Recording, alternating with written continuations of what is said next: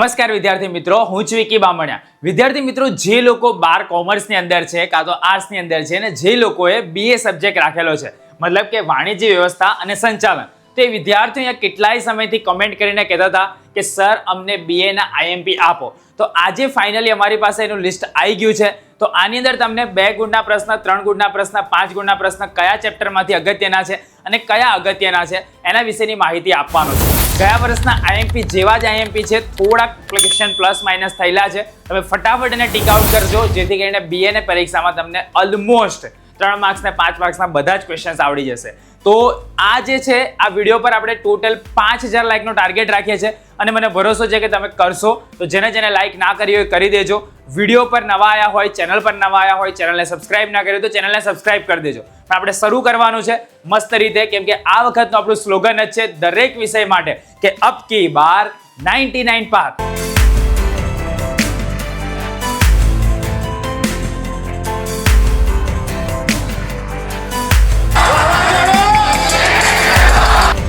તો આપણે ગમે તે રીતે 99 પાર જવું જ છે અને જઈને જ રહીશું। તો તમે ચિંતા ના કરતા, અમારી ચેનલ તમારી માટે સક્ષમ છે અને દરેક વસ્તુ મતલબ કે કહેવાય ને કે ભાઈ દરેક વિષયનો વાવાઝોડાના સેશન પણ તમને આ વર્ષે મળવાના છે। તો શરૂઆત કરીએ પહેલા આપણે જોઈ લઈએ ટોટલ 12 ચેપ્ટર છે તમારા, અને 12 ચેપ્ટર જનરલ વિકલ્પ સાથે ને જનરલ વિકલ્પ વગર। તો ટોટલ જોવા જઈએ તો 130 માર્ક્સના તમને ક્વેશ્ચન્સ પૂછાશે અલગ અલગ રીતે, બરાબર। તો આપણે શરૂ કરીએ, 1 બાય 1 જોતા રહેજો। ચલો, તો પહેલું ચેપ્ટર છે સંચાલનનું સ્વરૂપ અને મહત્વ। જનરલ વિકલ્પ વિના 10 માર્ક્સ, જનરલ વિકલ્પ સાથે 15, બરાબર, એનું વેટેજ છે। સંચાલનના સિદ્ધાંતો ઓલમોસ્ટ સેમ છે બંનેમાં, મતલબ ઓપ્શન સાથે ઓપ્શન વગર પણ સેમ છે। આયોજન એમાં 7 અને 12 માર્ક્સ છે। વ્યવસ્થા તંત્ર એમાં 10 અને 10 છે, આમાં કશું નહીં બદલાયું, જો આ ચેપ્ટરમાં નહીં બદલાયું, એઝ ઇટ ઇઝ છે જનરલ વિકલ્પ સાથે જનરલ વિકલ્પ વગર। કર્મચારી વ્યવસ્થા એમાં 10 અને 15, દોરવણી એમાં 10 અને 15, અંકુશ 6 અને 8, નાણાકીય સંચાલન, બરાબર, તો આની અંદર બી વિકલ્પ સાથે ને વિકલ્પ વગર 8 માર્ક્સનું વેટેજ છે। નાણાકીય બજારમાં બી વિકલ્પ સાથે વિકલ્પ વગર 8 માર્ક્સનું વેટેજ છે। બજાર પ્રક્રિયા સંચાલન 9 અને 12, ગ્રાહક સુરક્ષા 8 અને 13, ધંધાકીય પર્યાવરણ 8 અને 8, આમાં બી કઈ વિકલ્પ વગર નથી। ઓકે, તો આ એવા 1, 2, 3, 4 ને 5 ચેપ્ટર એવા છે કે જેમાં જનરલ વિકલ્પ સાથે કરો કે જનરલ વિકલ્પ વગર કરો એનું વેટેજ એટ ઇઝ રહેશે, બાકીના બદલામાં બદલાય છે। કોઈને ખાલી પાસ થવું હોય, બરાબર, તો જો આ પહેલું ચેપ્ટર અને આ 2, બરાબર, 5મું અને 6મું, આટલું તમે કરો તો 45 માર્ક્સની તૈયારી થઈ જાય તમારી, બરાબર, ઓલમોસ્ટ 45 માર્ક્સની છે, તમારે 33 જ લાવવાના હોય। તો ચલો યાદ રાખી લેજો, વાવાઝોડાનું સેશન BA માટે પણ આવવાનું છે। તમારું જે બી પેપર છે એ પેપરની સવારે, બરાબર, આવવાનું છે। અને 10મા ધોરણના તમારી આસપાસના વિદ્યાર્થીઓ હોય તો એ લોકોને અચૂક કહેજો કે 10મા ધોરણના વિદ્યાર્થીઓ તમારી આસપાસમાં હોય તો એ લોકોને અચૂક કહેજો કે વાવાઝોડાના સેશન્સમાં આવે, જેથી કરીને એ લોકોને એમના વિષયનો ફાયદો થાય। તમારે બી આવવાનું છે જેથી કરીને તમારા વિષયનો બી તમને ફાયદો થાય। શરૂ કરીએ આપણે સૌથી પહેલા માર્ચ 2025 બોર્ડ પરીક્ષા માટે BA વિભાગ C 26 ગુણનો તમારો હશે, 26 માર્ક્સનો, જેમાં બોર્ડના પ્રશ્નપત્રમાં તમને 31 થી 47 પ્રત્યેકના 2 ગુણ હશે। 31 નંબરથી લઈને 47 ની વચ્ચે તમને પૂછાશે, બરાબર। ટોટલ 13 ક્વેશ્ચન્સ હશે। તો 13 તમારે અટેમ્પ્ટ કરવાના છે, 17 તમને પૂછેલા હશે। તો પ્રકરણ નંબર 1, 2, 3, 4, 5, 6, 7, 8, 9, 10, 11, 12 બધા જ છે, બરાબર। એમાંથી પહેલામાંથી 2 પ્રશ્ન હશે, ત્રીજામાંથી 2 પ્રશ્ન હશે, ચોથામાંથી 2, પાંચમામાંથી 2, છઠ્ઠામાંથી 2, આ પ્રમાણે થઈને ટોટલ 17 પ્રશ્ન તમને પૂછેલા હશે। 17માંથી કોઈ બી 13 તમારે અટેમ્પ્ટ કરવાના આવશે। આ વિભાગ C ની વાત થઈ। કયા કયા અગત્યના છે જોઈ લઈએ। પ્રશ્ન નંબર 31 અને 32 માટે સંચાલનનું સ્વરૂપ અને મહત્વ। તો સંચાલન એ વિજ્ઞાન છે, સમજાવો, બોર્ડમાં ઘણી બધી વખત પૂછાયેલો છે। જો આ એક એવો વિષય છે કે બોર્ડમાં પૂછાયેલા પ્રશ્ન બી તમે તૈયાર કરીને જશો ને તોય તમારા આરામથી 90% માર્ક્સ તમારા આવી જશે। સંચાલનની ઉચ્ચ સપાટીએ કોનો સમાવેશ થાય છે સમજાવો। સંચાલનથી સમાજને કયા લાભ મળે છે, કિંમત અંગેના નિર્ણયોમાં કઈ કઈ બાબતોનો સમાવેશ થાય છે, સંકલનનો અર્થ આપો અને સંચાલનની વિવિધ સપાટીઓના નામ આપી આકૃતિ દોરી તેના કાર્યો જણાવો। આ બી અગત્યનો છે પ્રકરણ નંબર 1 માંથી। પ્રકરણ નંબર 2 સંચાલનના સિદ્ધાંતો, આમાંથી એક પ્રશ્ન નંબર 33 માં પૂછાઈ શકે છે। સમય નિરીક્ષણ એટલે શું, ટેલરની વિભિન્ન વેતન દરની પદ્ધતિ વિશે સમજાવો, હુકમની એક વાક્યતાનો સિદ્ધાંત સમજાવો, રૂલ ઓફ થંબ કોને કહેવાય છે, આ પ્રશ્ન બી અગત્યનો છે, સંચાલન સિદ્ધાંતનો પરિવર્તનશીલ છે સમજાવો, આ બી અગત્યનું છે, વૈજ્ઞાનિક સંચાલન એટલે શું, આ બી તમને પૂછાઈ શકે, માર્ચ 2025 માટે અગત્યનું છે પ્રકરણ નંબર 2 ના, તૈયાર કરી લેજો બધા. પ્રકરણ નંબર 3 આયોજન, પ્રશ્ન નંબર 34 અને 35 ની અંદર આના પ્રશ્ન આવી શકે છે. આયોજન ખર્ચાળ છે, શા માટે, બરાબર, આવું તમને પૂછાઈ શકે.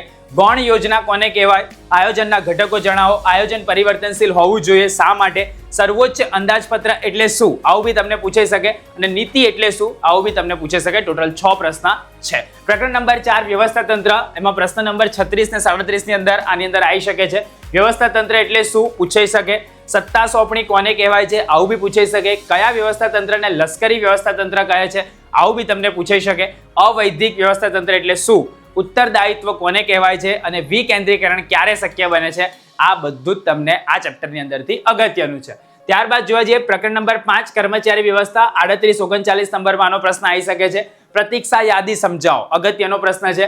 તાલીમનો અર્થ આપો, આ બધા બોર્ડમાં પૂછાઈ ગયેલા પ્રશ્ન છે. ભરતી માટેના આંતરિક અને બાહ્ય પ્રાપ્તિ સ્થાનોના નામ આપો. કર્મચારી વ્યવસ્થા એકમાત્ર કર્મચારી કલ્યાણ પ્રવૃત્તિ નથી, સમજાવો, આવું બી પૂછાઈ શકે. ધંધાકીય કસોટી અને મનોવૈજ્ઞાનિક કસોટી દ્વારા શું જાણી શકાય છે, આ બી તમને પૂછાઈ શકે. અને બઢતી સાથે બદલી એટલે શું, આવું બી તમને પૂછાઈ શકે છે. પ્રકરણ નંબર 6 દોરવણી, એમાંથી બી 2 પ્રશ્ન 40-41માં. પ્રોત્સાહનનો અર્થ સમજાવો, નિરીક્ષકનું કાર્ય શિક્ષક જેવું છે, વિધાન સમજાવવાનું, આવું તમને આવી શકે.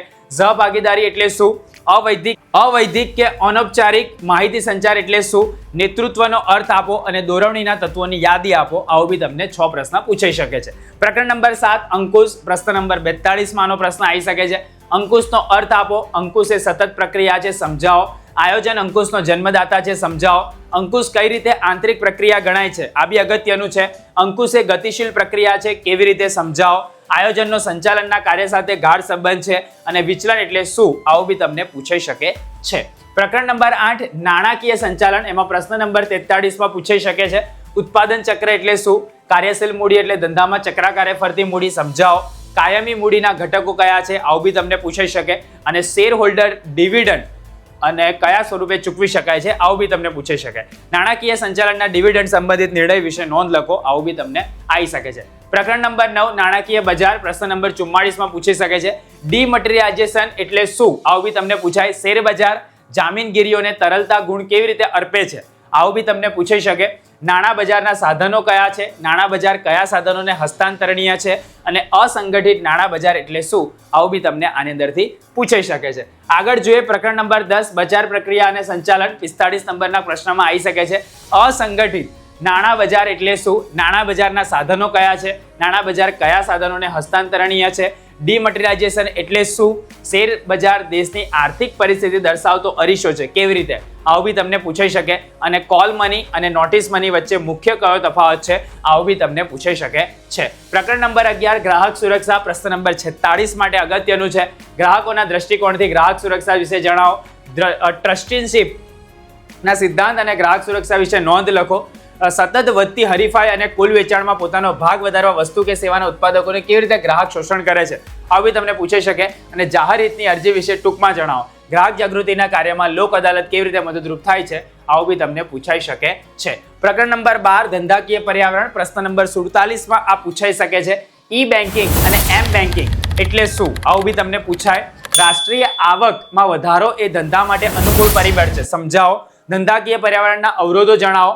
સતત બદલાતું ધંધાકીય પર્યાવરણ કે કેટલાક ભય સ્થાન ધરાવે છે, સમજાવો. અને WTO અને GATT નું વિસ્તૃત સ્વરૂપ આપો. ધંધાકીય પર્યાવરણના સામાજિક પરિબળો વિશે સમજાવો. અને રાજકોષીય નીતિ કઈ બાબતો સાથે સંકળાયેલ છે, આવું બી તમને આની અંદરથી પૂછાઈ શકે છે. ટોટલ પ્રકરણ 12 જે હતા એ બધાના ક્વેશ્ચન્સ આપણે જોયા. જો તમારા ભાઈ બહેન નાના હોય 12મા પછી, કાં તો પછી જે લોકો 10મા પછી કોઈક સારી જગ્યાએ ઓફલાઈનમાં ભણવા માંગતા હોય, સાયન્સ કે કોમર્સ કોઈ બી જગ્યાએ, તો ડિવાઇન એકેડેમીના ફોર્મમાં દિવાલીપુરા યુથના પોતાના ઓફલાઈન સેન્ટર્સ અવેલેબલ છે. Ahmedabad, Vadodara, Rajkot, Surat. Schooling plus coaching program સાથે અમે ત્યાં આવી રહ્યા છે. હોસ્ટેલ ફેસિલિટીઝ બી અવેલેબલ છે. તો જેને પણ ઈચ્છા હોય નીચે ઇન્ક્વાયરી ફોર્મ છે, ફોર્મ ફિલઅપ કરાવી દેજો તમારા નાના ભાઈ બહેનને. 8 થી 12 સુધીની તમામ સુવિધાઓ તમામ બોર્ડ માટે, ગુજરાતી મીડિયમ, ઇંગ્લિશ મીડિયમ માટે અવેલેબલ છે. તો તમે એ લોકોને ત્યાં સંપર્ક કરવા કહી શકો છો. નીચે ઇન્ક્વાયરી ફોર્મ છે, ફોર્મ તમે ફિલઅપ કરી દેજો. હવે આપણે જોઈએ વિભાગ ડી કે જેમાં 24 ગુણનો પ્રશ્ન છે, 8 તમારે લખવાના હશે, 3 ગુણના પ્રશ્ન હશે. બોર્ડના પ્રશ્નપત્રમાં 48 થી 59 નંબરમાં તમને પૂછાય. પ્રકરણ નંબર 1, 2, 4, 7, 8, 9, 10, 11 અને 12 આની માટે અગત્યના છે અને 12 માંથી 8 તમારે લખવાના આવશે. જોઈ લઈએ પ્રકરણ 1 સંચાલનનું સ્વરૂપ અને મહત્વ. પ્રશ્ન નંબર 48 અને 49 માટે અગત્યના છે, તૈયાર કરી લેજો. માનવ સંસાધનનું મહત્વ જણાવો, નાણાકીય સંચાલનના કાર્ય જણાવો, સંચાલનની વિવિધ સપાટીઓના નામ આપી આકૃતિ દોરો, સંચાલનની તળ સપાટીના કાર્ય જણાવો, સંકલનનું મહત્વ જણાવો અને માર્કેટિંગ સંચાલનનો અર્થ આપી કાર્યોની ટૂંકમાં સમજૂતી લખો. આ પણ અગત્યનું છે, તો ખાસ એને તૈયાર કરજો. પ્રકરણ નંબર 2 સંચાલનના સિદ્ધાંતો. પ્રશ્ન નંબર 50માં આ પૂછાઈ શકે છે. પીટર એફ ડ્રકરનું સંચાલન ક્ષેત્રે પ્રદાન જણાવો, આવું બી તમને પૂછાઈ શકે. સંચાલનના સિદ્ધાંતનો મહત્વ અંગે ચર્ચા કરો, આવું બી તમને પૂછાઈ શકે. સંચાલનના સિદ્ધાંત એ માનવ વર્તણૂક પર આધારિત છે, સમજાવો. આધુનિક વિચારધારાઓ વિશે ટૂંક નોંધ લખો અને હેનરી ફેયોલે ઔદ્યોગિક સાહસોની પ્રવૃત્તિઓને કયા 6 ભાગમાં વહેંચી છે, નામ આપો, આવું બી તમને પ્રકરણ નંબર 2 માંથી આવી શકે. પ્રકરણ નંબર 4 વ્યવસ્થા તંત્ર. 51 અને 52 નંબરના પ્રશ્ન માટે અગત્યનું છે. અવૈધિક વ્યવસ્થા તંત્રના લક્ષણો જણાવો, કાર્યાનુસાર વ્યવસ્થા તંત્રની રચના સહિત સમજાવો, શ્રેણિક વ્યવસ્થા તંત્ર વિશે નોંધ લખો, સત્તા સોંપણીના મૂળ તત્વો વિશે સમજાવો, કાર્યાનુસાર વ્યવસ્થા તંત્ર રચના સહિત સમજાવો, સત્તા સોંપણી એટલે શું તેના મૂળ તત્વો દર્શાવતી આકૃતિ દોરો, સત્તા સોંપણીના મૂળ તત્વો સમજાવો, વ્યવસ્થા તંત્રનો અર્થ આપી તેની લાક્ષણિકતાઓની સમજૂતી આપો અને વિકેન્દ્રીકરણનું મહત્વ સ્પષ્ટ કરો. આ બી અગત્યનો પ્રશ્ન. ટોટલ 9 પ્રશ્ન આમાંથી લીધા છે. પ્રકરણ નંબર 7 અંકુશ. એમાંથી બી 3 માર્ક્સનો એક પ્રશ્ન 53 નંબરમાં પૂછાઈ શકે છે. અંકુશ પ્રક્રિયાના તબક્કાઓ જણાવો. આયોજન અને અંકુશ એ એક જ સિક્કાની 2 બાજુઓ છે. ભાઈ આ બધા પ્રશ્ન એવા છે કે જે અગત્યના છે ને, તમને માર્ચ 2025માં કામ લાગે એવા છે. તો ભાઈ તમે જ્યારે બી તૈયારી કરો આ પ્રશ્નો એની અંદર ઇન્ક્લુડ કરી લેવાના અને કરી જ લેવાના. અને તમે બી બહાર નીકળીને કહેશો કે ભાઈ આ બધા આઈએમપી ક્વેશ્ચન્સ તમને કામ લાગ્યા. ઇવન એકાઉન્ટ અને સ્ટેટના તમે જોયું જ હશે, તમને કામ લાગ્યા જ હશે. ઇવન ઇકોનોમિક્સના બી તમને કામ લાગ્યા હશે. અંકુશ એ સંચાલનનું છેવટનું કાર્ય છે, અગત્યનું છે. આયોજન અને અંકુશ વચ્ચેનો સંબંધ જણાવો. અંકુશના મહત્વના કોઈ પણ 6 મુદ્દા જણાવો. આયોજન અને અંકુશ વચ્ચેનો સંબંધ સ્પષ્ટ કરતા 3 મુદ્દાની સમજૂતી આપો. આ બી અગત્યનું છે. પ્રકરણ નંબર 8 નાણાકીય સંચાલન. પ્રશ્ન નંબર 54માં આવી શકે છે. તફાવત તમને પૂછાય. કુલ કાર્યશીલ મૂડી અને ચોખ્ખી કાર્યશીલ મૂડી, કાયમી મૂડી અને કાર્યશીલ મૂડી, નાણાકીય સંચાલનના હેતુઓ સમજાવો, નાણાકીય સંચાલનનું મહત્વ સમજાવો, કાયમી મૂડી અને કાર્યશીલ મૂડી વચ્ચેનો તફાવત સ્પષ્ટ કરો અને મૂડી માળખાને અસર કરતા આંતરિક પડોબરો સમજાવો અને કાર્યશીલ મૂડીની લાક્ષણિકતાઓ સમજાવો. અગત્યના પ્રશ્ન છે, તો ખાસ તૈયાર આને કરી લેજો. પ્રકરણ નંબર 9 નાણાકીય બજાર. પ્રશ્ન નંબર 55માં આવી શકે છે. સેબીના કાર્યો જણાવો. નાણાકીય બજારનો અર્થ અને ખ્યાલને સમજાવી તેની લાક્ષણિકતાઓ ચર્ચો. ટ્રેઝરી બિલ વિશે સમજ આપો. નેશનલ સિક્યુરિટી ડિપોઝિટરી લિમિટેડ વિશે ટૂંક નોંધ લખો, NSDL જેને કહેવાય. શેર બજારના કોઈ પણ 4 કાર્યો જણાવો અને નાણાં બજારની લાક્ષણિકતાઓ જણાવો, આવું બી તમને પૂછાઈ શકે. પ્રશ્ન નંબર 10 પ્રકરણ નંબર 10 બજાર પ્રક્રિયાના સંચાલન. પ્રશ્ન નંબર 56-57 માટે અગત્યના છે. ટ્રેઝરી બિલ એટલે શું, મૂડી બજારનો અર્થ આપી તેની લાક્ષણિકતાઓ સ્પષ્ટ કરો. બહાર પાડેલી નવી જામીનગીરીઓનું બજાર એટલે પ્રાથમિક બજાર સમજાવો. સેબીના કાર્યો જણાવો અને નેશનલ સિક્યુરિટી લિમિટેડ NSDL વિશે ટૂંક નોંધ લખો. આવું બી તમને પૂછાઈ શકે. પ્રકરણ નંબર 11 ગ્રાહક સુરક્ષા. પ્રશ્ન નંબર 58 માટે અગત્યનો છે. ગ્રાહક જાગૃતિ કેવી રીતે આવી શકે, ગ્રાહકનો અર્થ સ્પષ્ટ કરો અને તકરાર નિવારણ સંસ્થામાં કોણ ફરિયાદ કરી શકે છે તે જણાવો. ધંધાના દ્રષ્ટિકોણથી ગ્રાહક સુરક્ષાના મહત્વ વિશે જણાવો અને ગ્રાહક સુરક્ષાના કાયદા મુજબ ગ્રાહકોને કયા અધિકારો મળ્યા છે, આવો પ્રશ્ન બી તમને પૂછાઈ શકે. પ્રકરણ નંબર 12 ધંધાકીય પર્યાવરણ. એમાં 59 નંબરની અંદર પ્રશ્ન તમને આવી શકે છે. ખાનગીકરણની હકારાત્મકતા અસરો જણાવો. ધંધાકીય પર્યાવરણના સામાજિક પરિબળો વિશે ટૂંક નોંધ લખો. વૈશ્વિકીકરણનો અર્થ આપી તેની નકારાત્મકતા અસરો જણાવો. આ બી અગત્યનો પ્રશ્ન છે. વૈશ્વિકીકરણની સકારાત્મક અસરો આપો અને ધંધાકીય પર્યાવરણને અસર કરતા પરિબળો માત્ર યાદી બનાવો. ખાનગીકરણની નકારાત્મક અસરો જણાવો. આ બી અગત્યનો પ્રશ્ન છે, તો ખાસ તૈયાર કરી લેજો. હવે આપણે આગળ જોઈએ વિભાગ E કે જે ટોટલ 20 ગુણનો હોય છે, જેની અંદર તમને 5-5 ગુણના 4 પ્રશ્ન પૂછાય છે. કયા પ્રકરણમાંથી પૂછાય? 60 થી 65 નંબરમાં 3, 5, 6 અને 11. એમાં 5 અને 6 પ્રકરણમાંથી 2 પ્રશ્ન હશે જે તમને કામ લાગશે. આપણે જોઈ લઈએ. થોડાક અગત્યના છે, લાંબા બી હોય છે, તો તૈયાર તમારે એકવાર કરી લેવાના. પ્રકરણ નંબર 3 આયોજન. પ્રશ્ન નંબર 60 માટે અગત્યનું છે. યોજનાના પ્રકારો જણાવો. અગત્યનો પ્રશ્ન છે. આયોજનની મર્યાદાઓ જણાવો. આયોજન એટલે શું તેની લાક્ષણિકતાઓ સમજાવો. આયોજનની વ્યાખ્યા આપી તેની પ્રક્રિયા સમજાવો.